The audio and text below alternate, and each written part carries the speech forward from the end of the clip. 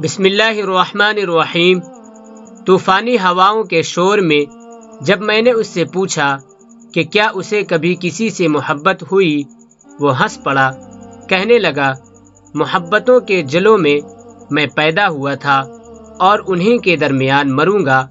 اس نے مجھے اپنی کہانی سنائی۔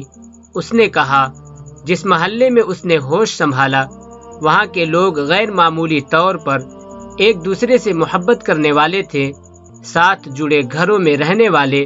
ہم 3 بچے ایک دوسرے کے ساتھ کھیل کود کر بڑے ہوئے۔ میں عبدالحمید، عروسہ محبوب اور تیسرا راحت شمیم۔ راحت ہجڑا تھا۔ بچپن میں جب ہم ساتھ کھیلا کرتے تو ہمیں مرد و زن کی تفریق کا بھی علم نہ تھا۔ ہم تینوں بہت اچھے ماں باپ کی اولاد تھے۔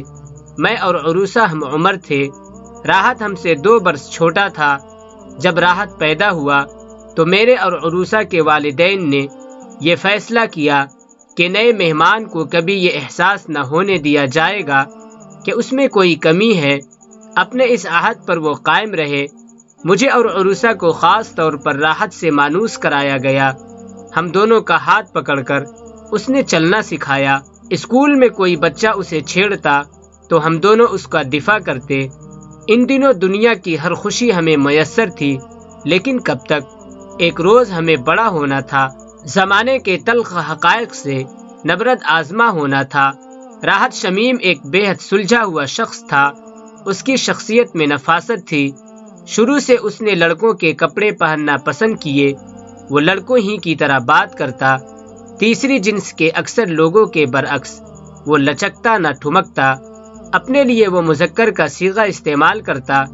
13-14 برس کی عمر میں جب لڑکپن اور نوجوانی کا زمانہ شروع ہوا تو آہستہ آہستہ میرے اور عروسہ کے میل جول پر ایک غیر اعلانیہ پابندی عائد ہو گئی۔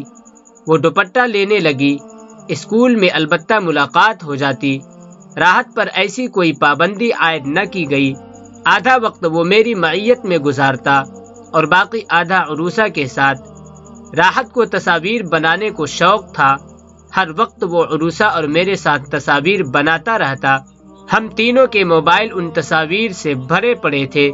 وقت گزرتا گیا۔ ہم تینوں نے ماسٹرز کر لیا۔ مجھے ایک معقول نوکری مل گئی۔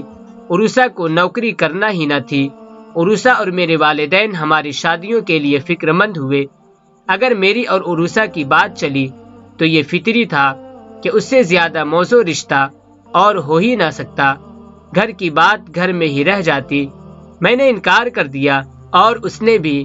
اپنے والدین کو ہم نے بتایا کہ ایسی نظر سے ہم نے کبھی ایک دوسرے کو دیکھا ہی نہیں۔ میری طرف سے انکار کے بعد عروسہ کا ایک اور اچھا رشتہ آیا۔ اس نے ہاں کر دی۔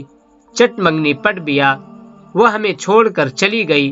محلہ جیسے ویران سا ہو گیا۔ میں تو اداس ہوا ہی۔ چند دنوں کے لیے راحت تو جیسے بستر پہ لگ گیا۔ راحت تو ہجڑا تھا۔ اب یہ میری شادی کا مرحلہ تھا، لیکن اس سے پہلے ہی ایک ہنگامہ برپا ہو گیا۔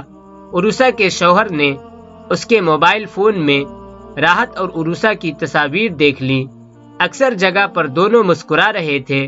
راحت ہمیشہ لڑکوں کے سے کپڑے پہنتا، لڑکوں جیسے بال بناتا۔ عروسہ کے شوہر نے اسے اس کے ماں باپ کے گھر بیٹھا دیا۔ وہ لاکھ چیخی چلائی کہ راحت تو ہجڑا ہے۔ اس کے شوہر نے کہا ہجڑا نہیں، یہ لڑکا دکھائی دیتا ہے۔ عروسہ کے والدین نے بھی داماد کو سمجھانے کی کوشش کی۔ اس نے کہا میں پاگل نہیں، اگر یہ ہجڑا ہے تو میرے سامنے ہجڑوں کی طرح ناچ کر دکھائے۔ بات بگڑتی چلی گئی۔ اب اسے کون سمجھاتا کہ راحت ہجڑا ہونے کے باوجود شروع ہی سے لڑکوں کی طرح رہا ہے۔ آخر عروسہ کے گھر جرگہ بیٹھا۔ اس کا شوہر بھی وہاں موجود تھا۔ جب اچانک راحت وہاں آیا، سب نے اپنی انگلیاں دانتوں میں دبا لیں۔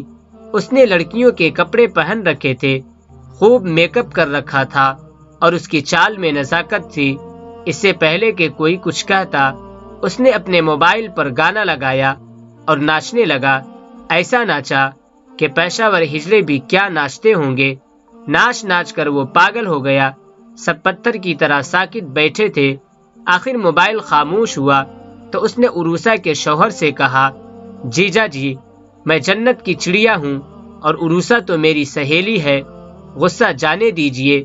وہ ہنس پڑا اور عروسہ کو ساتھ لے گیا۔ وہ تو چلے گئے۔ اس روز محلے میں سب دیر تک روتے رہے۔ شروع سے راحت لڑکوں کی طرح ہمارے ساتھ رہا تھا۔